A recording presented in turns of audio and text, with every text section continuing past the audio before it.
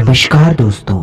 जैसा कि मैंने आप लोगों से कहा था कि मैं वेंडिगो की एक सीरीज आप लोगों के लिए लेकर आ रहा हूं, तो आज आप लोगों का इंतजार खत्म हुआ, क्योंकि आज मैं उस सीरीज का पहला एपिसोड आप लोगों के लिए लेकर आ गया हूं। लेकिन उससे पहले मैं आप लोगों से एक छोटी सी रिक्वेस्ट करना चाहता हूं। अगर आप अभी तक हमारी छोटी सी YouTube फैमिली का हिस्सा नहीं बने हैं, तो जल्द से जल्द हमारी छोटी सी YouTube फैमिली का हिस्सा बने और हमें सपोर्ट करें। आज हम इस वीडियो का 50 लाइक का टारगेट रखेंगे। अगर 50 लाइक का टारगेट जल्द से जल्द पूरा हो जाता है तो मैं आप लोगों के लिए दूसरा एपिसोड जल्दी ही लेकर आऊंगा। तो बढ़ते हैं कहानी की तरफ। सर्दियों का सीजन आ गया था और वेंडिगो की तलाश कर रहे लोगों का आना जाना अब थोड़ा कम हो गया था और उनकी तलाश भी कम हो गई थी, जो कि कभी उन्हें मिलना ही नहीं था।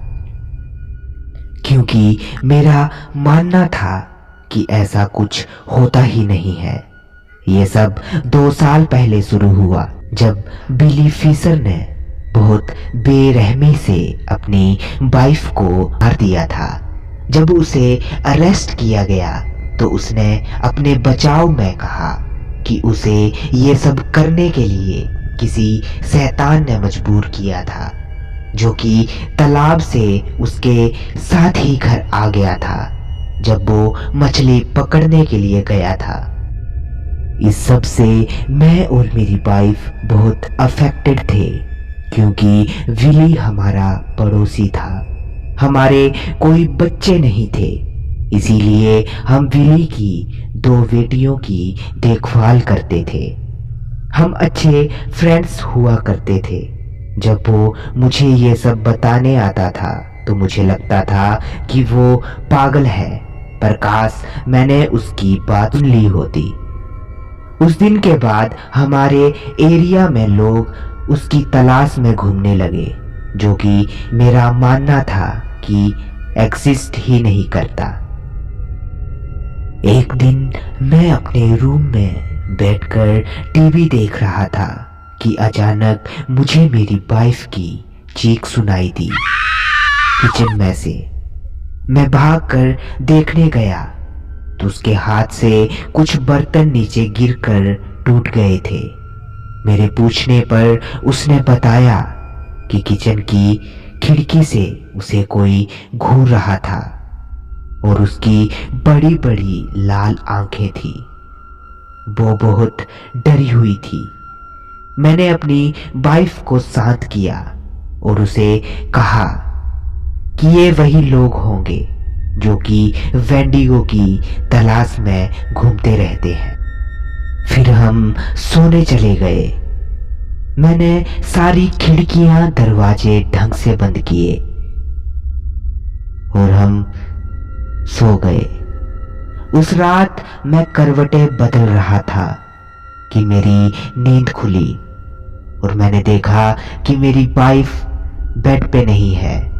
मुझे अपने मुंह से भाप निकलती हुई दिख रही थी और बहुत तेज हवा चल रही थी। जब मैंने देखा तो बेडरूम की खिड़की खुली हुई थी।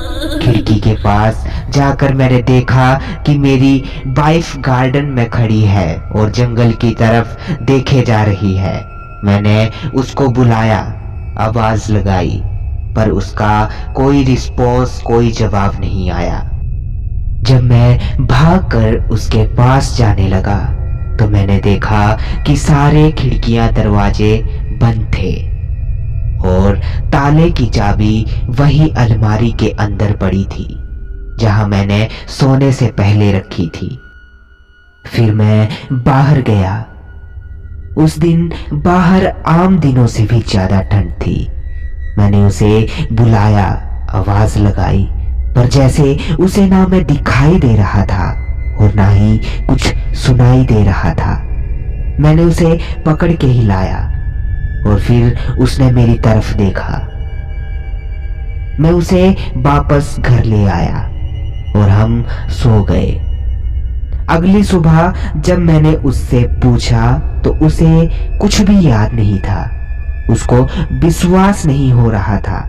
उसे लगा कि मैंने कोई सपना देखा होगा। जब तक कि मैंने उसकी चप्पलों पे बाहर की मिट्टी नहीं दिखाई, उसे कुछ समझ नहीं आ रहा था, क्योंकि उसे कुछ भी याद नहीं था। फिर अगली रात को मैंने सारी खिड़की दरवाजे डबल लॉक करके चाबियां छुपा दी। उस रात मुझे बहुत ही डरावना सपना आया। एक भयानक शैतान जंगल की तरफ से मेरे घर में आया। वो इंसान जैसा था पर इंसान नहीं था। उसके हाथों की जगह किसी पंछी के पंजे थे। उसकी टांगे बकरी की थी पर बहुत बड़ी और मजबूत। उसके शरीर पर काले पंख जैसे थे जिन पे गहरे लाल घाव थे। उसका सर किसी हिरन के जैसा था और उसकी आंखें भयानक लाल थी। वो बहुत ही भयानक था। वो मुझे बुला रहा था पर ऐसा लग रहा था जैसे मेरी वाइफ बुला रही हो। मैंने अपनी वाइफ को देखा तो वो एकदम से भयानक शैतान के रूप में बदल गई। मैं खौफ में नींद से उठ गया। मेरी वाइफ बेड पे नहीं थी और हमारी बेड शीट पूरी खून से भीगी हुई थी। मुझे अपने सीने पर दर्द महसूस हुई तो मैंने अपने सीने पर देखा। मेरे सीने पर गहरे पंजों के निशान थे। कमरे के एक कोने से गुर्राने की आवाजें आ रही थी। जब मैंने देखा तो मेरी वाइफ अपनी उंगलियों पे लगा मेरा खून चाट रही थी। वो मुझ पे चिल्लाई, मेरे पास मत आना।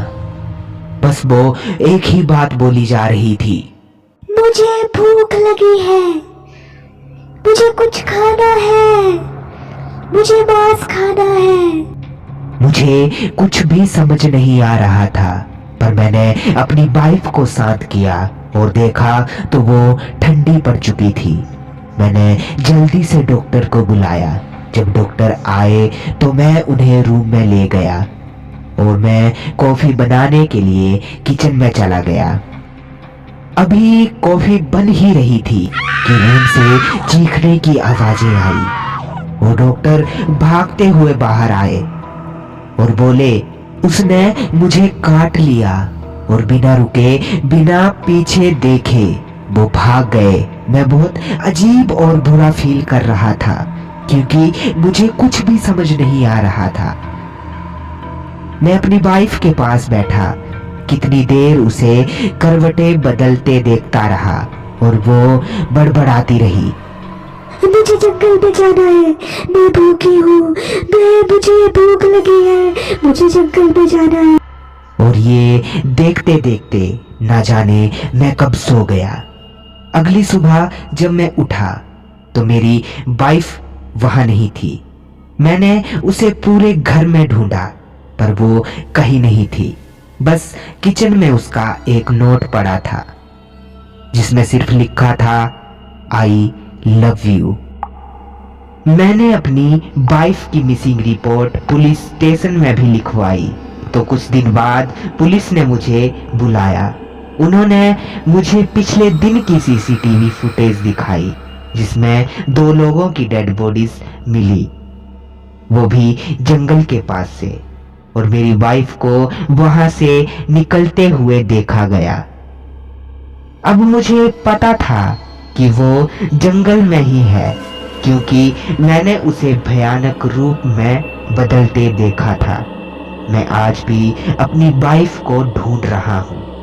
एक अजीब बात तो ये है कि बिली फिशर और मेरी वाइफ दोनों ही अमेरिका के रहने वाले थे। शायद इसी वजह से वेंडिगो से उनका कुछ कनेक्शन था। तो दोस्तों, आपको आज का एपिसोड कैसा लगा हमें कमेंट सेक्शन में जरूर बताएं। आगे की कहानियां बहुत ही डरावनी होने वाली हैं, तो जिसने हमारे चैनल को सब्सक्राइब नहीं किया है वो जल्द से जल्द हमारे चैनल को सब्सक्राइब करें और आगे आने वाली विंडिगोस की स्टोरी सुनने के लिए हमारे साथ बने रहें। मिलते हैं अगली कहानी में, तब तक के लिए धन्यवाद।